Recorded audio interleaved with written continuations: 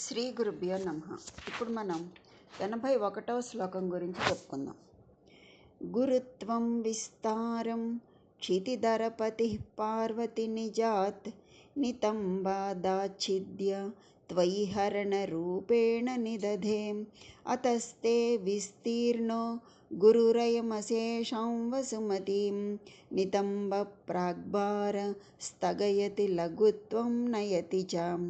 ఇందులో శంకరులు అమ్మవారి యొక్క నితంబాన్ని వర్ణించారు.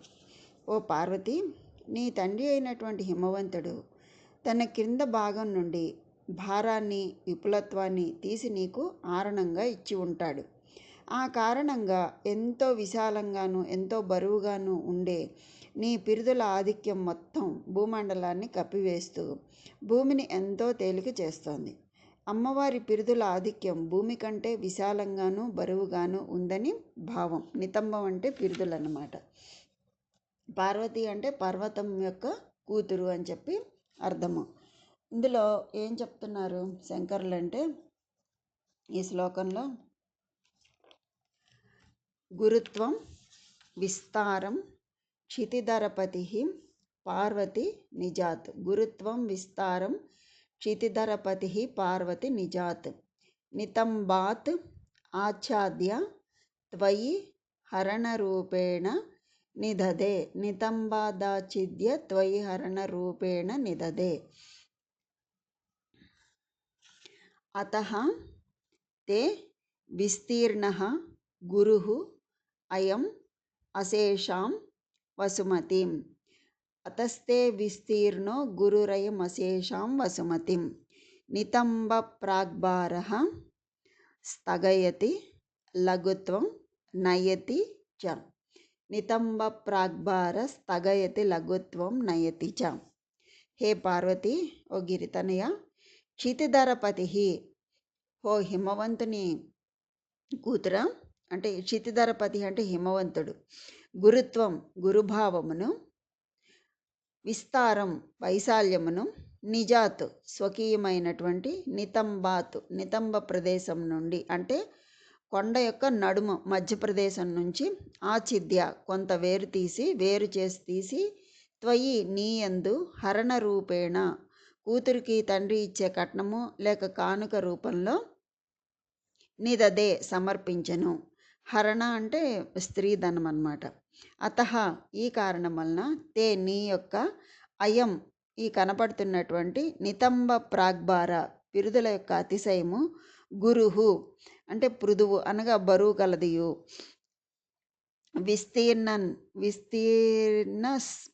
విస్తీర్ణసన్ విశాలము అవుతుంది, అశేషాం సమస్తమైనటువంటి, వసుమతిం పంట, స్థగయతి ఆచ్ఛాదించుచున్నది అంటే కప్పుతున్నది, లఘుత్వం లాఘవమును అంటే చులకన ధనం అన్నమాట, నయతిచ పొందించుచున్నది అని చెప్పి ఇందులో వివరిస్తున్నారు.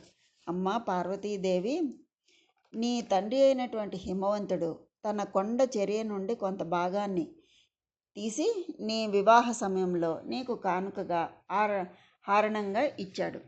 అందుచేతనే నీ నితంబ భాగం చాలా గొప్పదై విశాలమైనదై భూమినంతను కప్పుచున్నది. అంతేకాదు భూమికి చులకన ధనము కూడా కలిగిస్తుంది. అంటే హిమవంతుడు హరణ రూపంలో ఇచ్చిన పెద్ద పెద్ద కొండ శిలల వలన అమ్మ నితంబ ప్రదేశం విశాలంగా ఉన్నదని శంకరులు చెప్తున్నారు. అమ్మ నితంబ ప్రదేశం భూమిని చిన్నబుచ్చుచున్నది. అంటే భూమి అమ్మకు ఆసనమై ఉన్నదని అర్థం అన్నమాట. అమ్మ విరాట్ రూపిణి, అలాంటప్పుడు భూమి అమ్మకు ఆసనమే కదా. ఈ రకంగా శంకరులు అమ్మ యొక్క నితంబ ప్రదేశాన్ని వర్ణించారన్నమాట. అయితే ఇందులో ఏం చెప్తున్నారు అంటేను, ఓ పర్వతరాజపుత్రి పార్వతి ధరసుత జగదాంబ, నీ తండ్రి అయినటువంటి హిమవంతుడు తన నితంబ ప్రదేశం నుండి ఒక గొప్ప బరువును వైశాల్యంను గ్రహించి నీకు ఆరణముగా, అంటే వివాహకాలంలో తండ్రి తన కుమార్తెకు సంతోషంగా ఇచ్చే కానుక అన్నమాట, ఇచ్చాడు.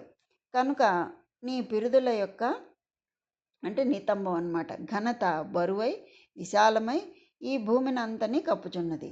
ఇట్టి భూమిని తేలికైన దానినిగా చేయుచున్నది.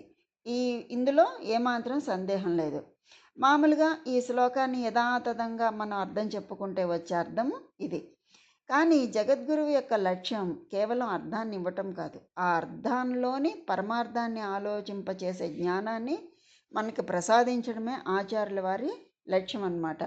ఇందులో ఆయన ఏమని చెప్తున్నారంటే ఈ శ్లోకంలో కొంత పరిశీలిస్తే కనుక మనకి చాలా అర్థం ఉంటుంది ఇందులో.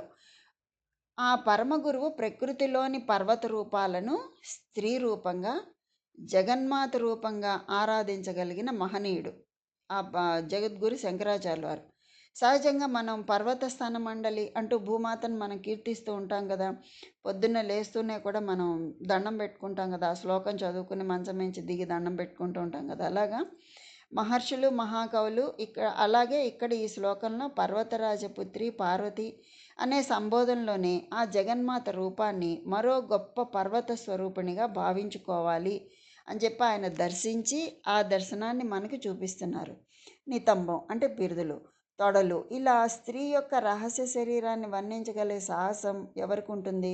ఒక 5గురికి ఉంటుందట. ఎవరికి ఉంటుంది అలాగా?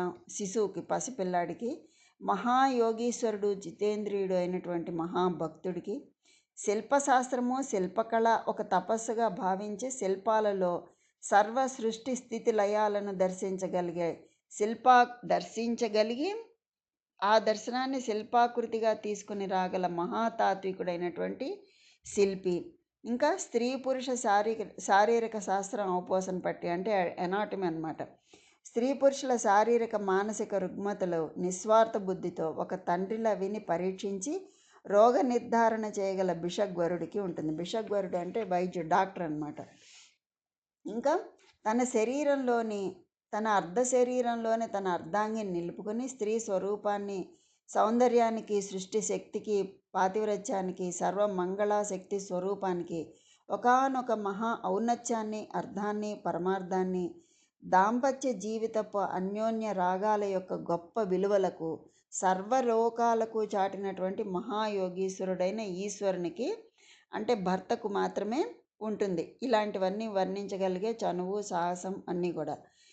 మన ఈ జగద్గురువులు ఆదిశంకరాచార్యులు గారు శిశువుగా, మహాశిల్పిగా, పరమహంస పరివ్రాజకాచార్యునిగా, బిషగ్వరునిగా అంటే ఒక డాక్టర్గా అమ్మవారి యొక్క నితంబమును వర్ణిస్తున్నారు. ఒక ప్రకృతి మాతగా వర్ణిస్తున్నారన్నమాట. అంటే పర్వతములు ఈ పృథ్వీని ఎలా భారరహితం చేసి జలం మీద సమతలంగా నిలుపుతున్నాయో చెప్తున్నారనమాట. అంటే ఇప్పుడు మనం భూమి మీద ఉన్నాం. ఆ భూమి ఏంటి? అది తేలుతోంది. ఎందులో? నీళ్ళలో తేలుతుంది. అంటే ఈ భూమి కింద నీరు ఉందన్నమాట. అంటే భూమి కింద జలారణం అంతా జలం. ఈ పైన తేలియాడుతోంది ఈ భూమి, మనం ఇప్పుడు ఉంటున్న భూమి బల్లచెక్కలాగా. ఆ భూమి మునిగిపోకుండా నిలువరించడానికే ఈ పర్వతాలు ఉన్నాయి. అంటే గురుత్వం విస్తారం అని చెప్పి మనం చెప్పుకున్నాం కదా. క్షితిధరపతి పార్వతి నిజాత్. ఆ గురుత్వం అన్నమాట. అంటే విస్తారం. ఈ రెండు కూడా పర్వతాలకు సహజ లక్షణాలు, గురుత్వం, విస్తారం. హిమవంతుడు తనలోని ఆ రెండు సహజ గుణాలను తన కూతురైనటువంటి పార్వతికి వారసత్వంగా వివాహ వేళ తండ్రికి కుమార్తెకి ఇచ్చేటటువంటి కానుకగా బహుమానంగా వాటిని ఇచ్చారనమాట. ఇవ్వడం వల్ల ఏమవుతుంది? ఆ హిమవత్ పర్వతం కూడా అతి మహిమాన్వితమైనది. ఇక్కడ పార్వతి జన్మించింది. ఇక్కడే ఈ హిమవత్ పర్వతం మీదే కదా పార్వతి జన్మించింది, జగన్మాత. ఇక్కడే పరమశివుని యొక్క తపోభూమి ఆ పర్వతం మీదే. ఇక్కడి పర్వత సానువులు, సెలయేర్లు, నదులు పుణ్యనదులుగా ఇక్కడే ప్రారంభమయ్యాయి.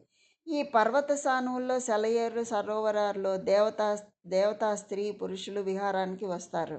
ప్రకృతి అందానికి ముగ్ధులై మానస సరోవరం, బద్రికాశ్రమం, బ్రహ్మకలాపం, వైష్ణవీదేవి ఇలా సర్వ పుణ్యక్షేత్రాలు, తీర్థాలు పరివేష్టించి ఉండేటటువంటి హిమవన్ నగమది. అతిలోక సుందరము, అతి పవిత్రము అయినటువంటి ఆ హిమవత్ పర్వత శ్రేణి మన భారతదేశానికి కిరీటం లాంటిది. జగన్మాత అయినటువంటి భారతమాతకు శిరస్సు వంటిది. అట్టి హిమవంతుడు తన పుత్రిక అయినటువంటి పార్వతికి తన దృఢత్వాన్ని అంటే గురుత్వాన్ని, గురుత్వాకర్షణ శక్తిని, వైశాల్యాన్ని ఆమె నితంబంలో ఇమిడ్చి మరీ ఇచ్చాడనమాట. గురుత్వం, విస్తారం అదనమాట వైశాల్యం. అలాగా అటువంటివన్నీ ఆ ఇచ్చాడు కాబట్టి ఆ తల్లి అలా ఉంది. ఇదే మనకి లలితా సహస్రంలో కూడా ఏమని చెప్పుకుంటాము.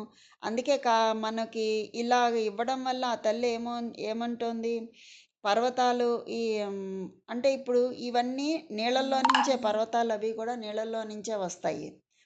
మనకి పర్వతాలు అసలు మూలం ఎక్కడుంటుంది? నీళ్ళ అడుగున ఉంటుంది. ఇప్పుడు సముద్రం గురించి చూపించినప్పుడు ఆ అడుగు నుంచి ఇవన్నీ మనకు కనిపిస్తాయి.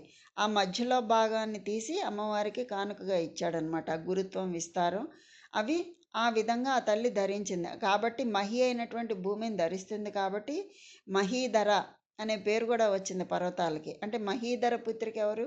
పార్వతీదేవి. మనకి లలితా సహస్రంలో కూడా ఉంది. ధర, ధరసుత, ధన్య, ధర్మిణి, ధర్మవర్ధిని. ఈ పర్వత స్వరూపిణి అయినటువంటి ఆ తల్లి తండ్రి నుండి వారసత్వంగా, జన్యుపరంగా అంటే జీన్స్గా ఆ వివాహ సమయంలో ఆరణంగా కానుకగా పొందినటువంటి అచల శక్తి, అంటే గురుత్వాకర్షణ శక్తి, ఆధార శక్తి, విస్తార శక్తితో తన పర్వత రూప జగనముల ద్వారా భూమిని అంతటినీ ఆక్రమించి, అంటే తన పిరుదుల ద్వారా ఆక్రమించి భూమిని నీటిపై తేలేటట్టు చేస్తూ, మునిగిపోకుండా రక్షిస్తూ స్థిరంగా ఉండేలా చేస్తోంది. సర్వ ప్రాణికోటిని తన ఒడిలో ధరిస్తూ భరిస్తూ కాపాడుతుంది. అందువలనే ఆ తల్లి యొక్క జగనములు భూమిని అంతటినీ కూడా కప్పుచున్నాయి. ఇది ఇందులో ఉండేటటువంటి ఆంతర్యం. అలా కాకుండా మనం యథాతథంగా అర్థం చేసుకున్నట్లయితే మనము ఏమీ చేయలేమన్నమాట. మనకి ఆ శంకరులు ఆ యొక్క మన ఉనికికి కారణమైనటువంటి ఈ భౌగోళిక స్థితిని శక్తి స్వరూపిణిగా ఆరాధించాలి, ఈ విధంగా మనం ఆరాధనా క్రమంలోకి వెళ్ళాలి అని చెప్పి శంకరాచార్యుల వారు మనకి చూపిస్తున్నారు. అలా మనం ఆయన దారిలో వెళ్ళకుండా వేరే దారిలో వెళ్ళామంటే మనం ముందుకు వెళ్ళలేమన్నమాట. ఇది ఇందులో ఉన్నటువంటి ఆంతర్యం. ఆ తల్లి ఈ భూమిని అంతటినీ మోస్తోంది. ఆ పిరుదుల ద్వారా అన్నమాట. భూమిని తేలికపరిచి తేలిక చేస్తోంది. అలాగ మనం ఈ భూమి మీద స్థిరంగా ఉండి, నిలకడగా ఉండి బతకడానికి అవకాశం ఉంటుంది. ఈ విధంగా ఆ తల్లి తన కడుపులో తన ఒడిలో పెట్టుకుని ఇదంతా కూడా ఈ భూమిని అంతటినీ కూడా ధరిస్తూ కాపాడుతూ ఉందన్నమాట. అటువంటికి తల్లికి నమస్కారం చేసుకుంటూ మనం కూడా ఈ శ్లోకాన్ని పారాయణ చేసుకునేటట్లయితే 1000 సార్లు చేసుకోవాలి దీన్ని. 1000 సార్లు చేసుకుంటే దీని చేత అగ్నిస్తంభనము చేయుటకు అవసరమైనటువంటి విద్యాశక్తి ఇలాంటివన్నీ కూడా వస్తాయన్నమాట. గుడపాయసము, మాషాపూపము దీనికి నివేదన. కనుక ఆ తల్లి యొక్క అనుగ్రహం అందరికీ కలగాలని కోరుకుంటూ స్వస్తి.